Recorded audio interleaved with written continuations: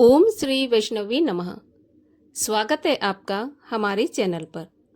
आज के इस वीडियो में आप सुनेंगे वैशाख मास के महात्म के 12वें और 13वें अध्याय की कथा।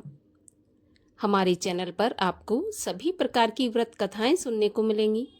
तो सभी व्रत कथाएं सुनने के लिए और हमसे जुड़े रहने के लिए आपको केवल हमारे चैनल को सब्सक्राइब करना है, बेल आइकन पर प्रेस करना है और आज की वीडियो अच्छी लगे तो लाइक करके शेयर करना है। तो चलिए अब हम सुनते हैं वैशाख मास के महात्म के 12वें और 13वें अध्याय की कथा।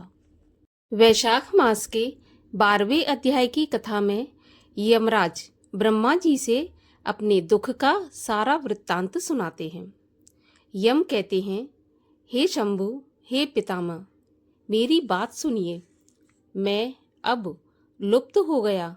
मैं मरने से भी अपने पद खंडन को अधिक मानता हूँ। हे कमलासन, अपने स्वामी के यहाँ जो जिस कार्य पर नियुक्त रहकर अपना कर्तव्य पालन ना करे और उसका धन खाता रहे, वह काठ का कीड़ा अर्थात घुन बनता है। जो प्रज्ञावान लोभ से राजा के चित्त को बिना कार्य किए खाता है, वह तिर्यक योनि में जाकर 300 कल्प तक नरक भोगता है। जो निष्प्रय होकर अपने स्वामी का काम पूरा नहीं करता, वह घोर नरक भोगकर कौआ की योनि पाता है।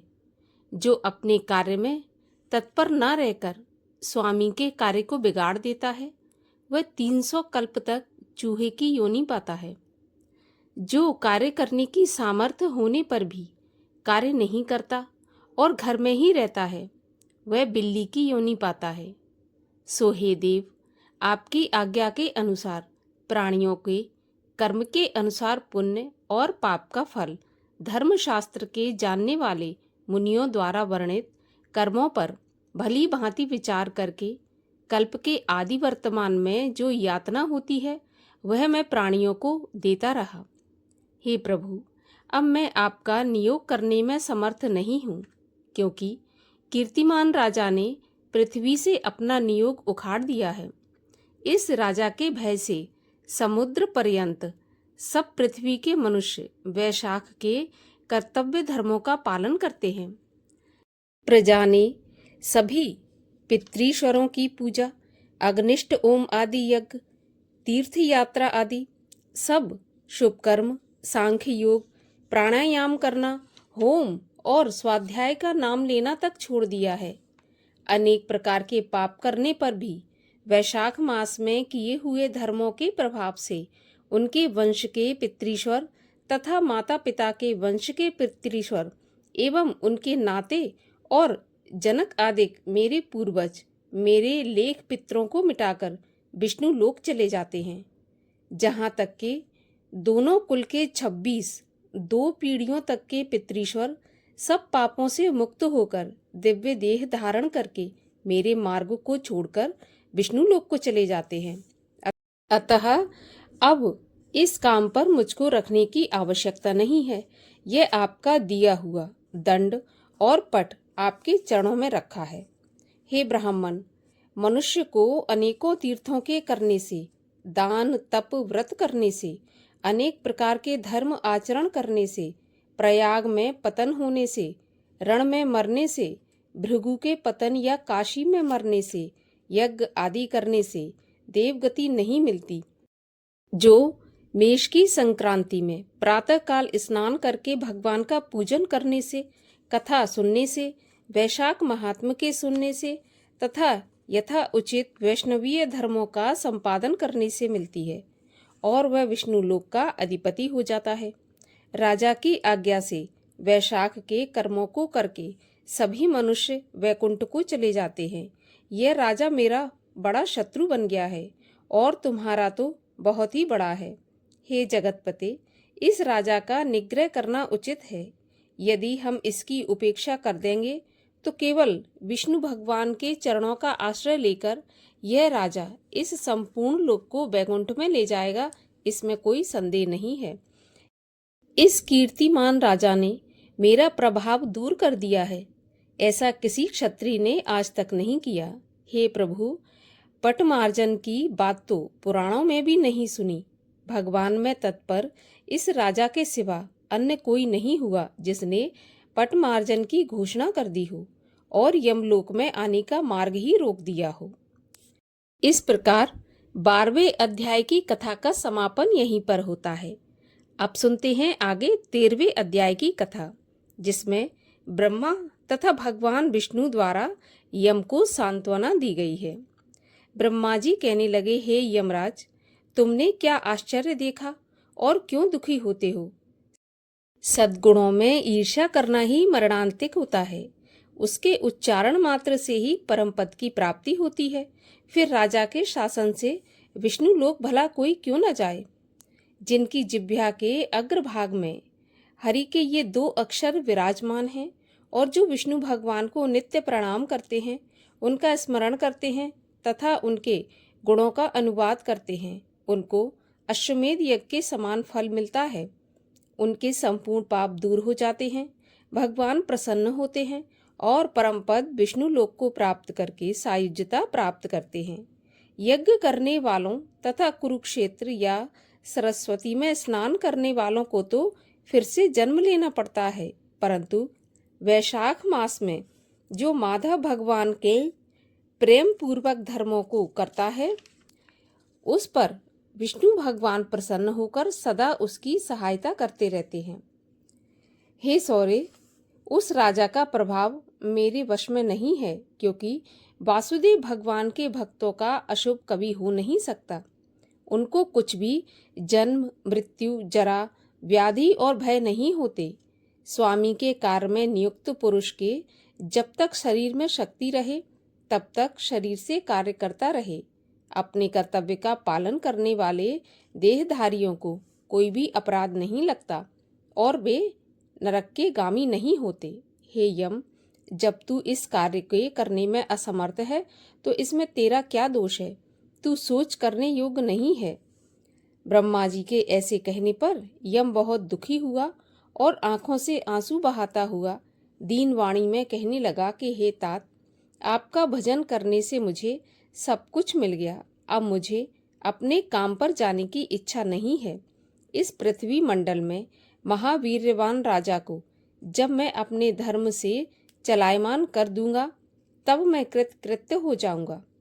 हे कृपालु, आप मेरे इस कार्य को सिद्ध कर दीजिए, तभी मैं शासन करूंगा।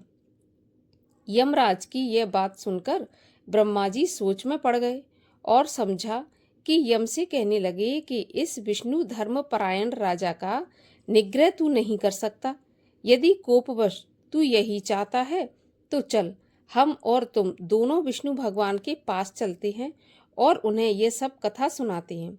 वे ही संपूर्ण लोक के कर्ता, धर्म के पालक, दंडदाता, शास्त्र और नियम के चलाने वाले हैं। ऐसा कह वे यम को साथ लेकर क्षीर सागर को पहुंच गए और विष्णु भगवान की सांख्य योग द्वारा स्तुति करने लगे। विष्णु भगवान के प्रकट होने पर यम और ब्रह्मा ने उनको प्रणाम किया। जब विष्णु भगवान ने उनके आने का कारण पूछा तब ब्रह्मा जी बोले, हे प्रभु, आपके श्रेष्ठ सेवक राजा के शासन में सब मनुष्य वैशाख धर्मों को करके आपके विष्णु पद को प्राप्त करते चले जा रहे हैं, जिस कारण यमपुरी पापियों से शून्य हो गई है। इससे अत्यंत दुखी होकर यमराज राजा से युद्ध करने गया और उसको मारने के लिए दंड उठाया, तब आपके चक्र ने इसे परास्त कर दिया। इससे यह दुखी होकर मेरे पास आया है। हम भी आपके महात्मा भक्तों को दंड देने की सामर्थ्य नहीं रखते। हे भगवान, हम आपकी शरण में आए हैं। हे प्रभु, उस राजा को दंड देकर आप अपने यम की रक्षा करिए। ब्रह्मा जी के ऐसे वचन सुनकर विष्णु भगवान हंसे और ब्रह्मा जी तथा यम से बोले, मैं लक्ष्मी, प्राणदेह, श्रीवत्स, कौस्तुभमणि तथा वैजंती माला, श्वेत दीप, वैकुंठ, क्षीर सागर, शेषनाग और गरुण का त्याग कर सकता हूँ, परंतु अपने भक्त को कदापि नहीं त्याग सकता। जिन्होंने मेरे लिए संपूर्ण भोगों का परित्याग करके अपने प्राणों को भी मेरे लिए अर्पण कर दिया है, मुझ में ही सब कुछ देखते हैं, उन्हें मैं कैसे छोड़ सकता हूँ। हे यम, मैं तेरे दुख को दूर करने का अन्य उपाय बताता हूँ। उस राजा को मैंने 10,000 वर्ष की आयु दी है, उसमें से 8,000 बीत चुके हैं। अब 2,000 की आयु भोग कर वह मेरी मुक्ति को प्राप्त हो जाएगा। तब एक वेन नाम का राजा बड़ा दुराचारी होगा, वह सब वेदोक्त धर्मों को लोप कर देगा। तब वैशाख के धर्म भी नष्ट हो जाएंगे। जब अपने ही पाप से वेन राजा दग्ध हो जाएगा, तब मैं पृथु का रूप धारण करके पुनः धर्म की स्थापना करूंगा और वैशाख के प्रख्यात धर्म मनुष्यों से करवाऊंगा। जो मेरा भक्त है, जिसने सब कुछ त्याग दिया, ऐसा हजारों में एक ही होता है। उसको तुम वैशाख धर्म समझना। पृथ्वी पर ऐसे धर्म को कोई विरला ही जानता है। इस प्रकार हे यम, तेरे कार्य की सिद्धि हो जाएगी। अब तू दुख मत कर।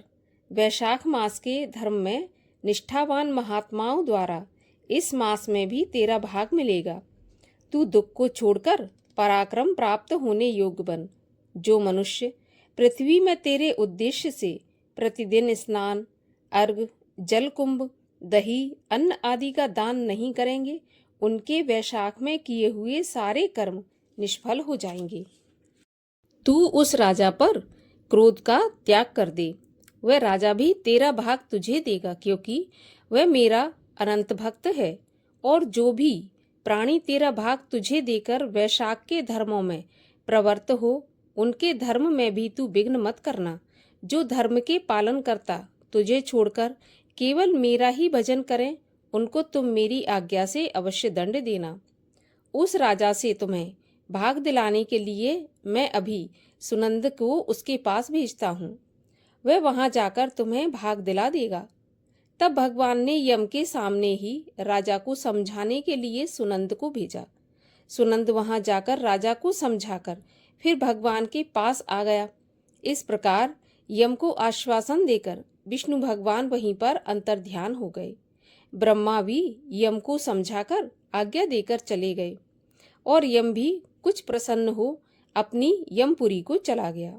फिर सुनंद द्वारा भगवान की आज्ञा बताने पर राजा ने अपने राज्य में सारी प्रजा को प्रतिदिन यम के निमित्त स्नान, अर्घ आदि करने की तथा वैशाख के धर्मों में यम को भी भाग देने की सूचना करा दी। यदि जो व्यक्ति धर्मराज को भाग नहीं देगा, उसके वैशाख में किए गए कर्मों को यमराज स्वयं ले लेंगे। प्रतिदिन यम के निमित्त पहले स्नान करें और अर्घ दें। वैशाख की पूर्णमासी के दिन पहले धर्मराज के लिए जल का घड़ा, दही तथा अन्न दान करना चाहिए। फिर पितृश्वरों के निमित्त, उसके पश्चात गुरु के निमित्त दें और उसके बाद में जनार्दन भगवान मधुसूदन के निमित्त शीतल जल, दही, अन्न, तांबूल, दक्षिणा और फल मूर्ति सहित कांसे के पात्र में रखकर ब्राह्मण को दे दें। सुनंद के ऐसा कहने पर राजा वैसा ही करने लगा। उसके बाद राजा अपनी शेष आयु को पूरी करके यथेष्ट भोग भोग कर पुत्र पौत्र आदि समेत बैकुंठ को चला गया। फिर वेन नाम का एक महानीच राजा हुआ। उसने सारे धर्म तथा वैशाख धर्मों को विलुप्त कर दिया, जिससे सारे प्राणी धर्मों को करना भूल गए, क्योंकि वैशाख में धर्म बहुत प्रसिद्ध नहीं है। विष्णु भगवान के कई विरले भक्त ही इन धर्मों को जानते हैं। इस प्रकार से 13वें अध्याय की कथा का भी यहीं पर समापन होता है। अगले अध्यायों की कथा सुनने के लिए और हमसे जुड़े रहने के लिए चैनल को सब्सक्राइब करके बेल आइकन पर प्रेस अवश्य कर लीजिए।